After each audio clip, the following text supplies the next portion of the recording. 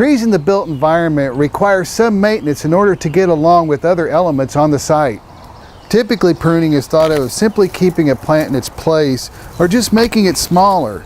In reality, pruning is necessary to improve clearance, reduce risk, improve aesthetics, and good plant health care. Plant selection plays a role in pruning. Be sure when you're planting a new tree, you select a tree with a good, strong central leader system and not one that's got a codominant stem. This is an example of a codominant stem. You can see the wide angles here, and there's no real central leader system. As a tree grows, this will have a risk of splitting, which could be a potential risk or hazard later on. The equipment for pruning is fairly simple. The majority of the work can be completed with 3 simple tools. First, we have the bypass pruners, which is for branch sizes of less than 1/4 inch. The next we have the bypass loppers, and this is typically from 1/4 inch up to 3/4 inch. For anything larger than 1 inch in diameter, you'll want to use a pruning saw. This has a specialized tri-cut blade, which is made especially for pruning branches. Pruning is considered one of the best worst maintenance practices performed on trees. The reason is that pruning is actually wounding the tree in order to accomplish our objectives. Wounds can lead to disease and decay if they're not pruned properly. Also, excessive pruning or poorly timed pruning can lead to stress, decline, and even death. Never top a tree. This is a sure way to weaken the tree structurally. Topping is actually excessive pruning between branch growing points, leaving stubs and wounds which lead to decay and dieback. There should be a purpose for every cut that you make on a tree based on the objectives for pruning. The primary objective of pruning should be to develop a strong structure. Structural pruning of younger trees can be a holistic approach to training young plants to grow into stronger, safer, and healthier trees.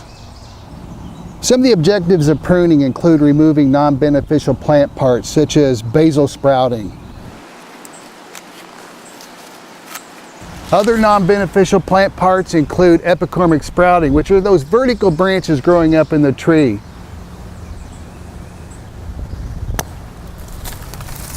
And finally, other non-beneficial plant parts include crossing branches or branches with poor branch angles.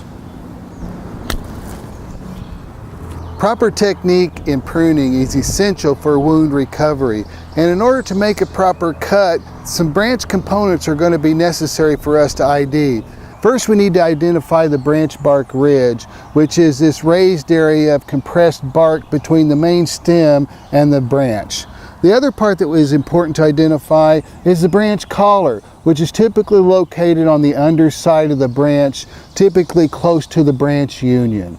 And together, these two will help us determine where we need to make our final pruning cut. No cut should ever be made inside this line. Inside this is called the branch protection zone, which contains specialized healing properties to help that wound seal properly. We're going to remove this smaller branch back to the primary stem or trunk. It's called the ternary method, which is actually 3 cuts. First, we're going to make our pre-cut, which is typically on the underside of the branch, and we're going to go in about 1/3 the diameter of the branch. And the purpose of this is to prevent the branch from tearing once we start making our second cut. This is our top cut, and we'll go about 2 inches or so past where our undercut is for the pre-cut, and then we start cutting.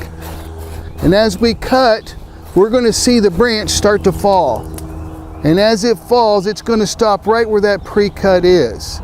So we can finish up. Now that's 2 cuts. Remember, there's 3 parts to this. If we leave this is a stub which cannot support any type of leaves or branches to keep it alive. So all this will be is a conduit for decay. So what we're going to do is go outside the branch bark ridge and the branch collar, which we found earlier, and make our final cut. So we've got the smallest wound possible so it can heal quickly and effectively to seal off against any type of fungal organism which can cause decay. Once the cut is made, leave it to the tree to seal the wound and recover. Do not apply any wound dressings. Take in consideration timing of pruning. Never prune a tree which is drought stressed, and never remove excessive amounts of green tissue at any one time. Pruning can be done about any time the wood is not frozen. However, there are better times to perform this activity. This is during the growing season when the tree can seal the wound fastest, reducing decay. In any type of tree care operations, never let the situation exceed your skills. Pruning on larger trees can be dangerous for you and the tree. Call an ISA certified arborist for help with your tree care needs.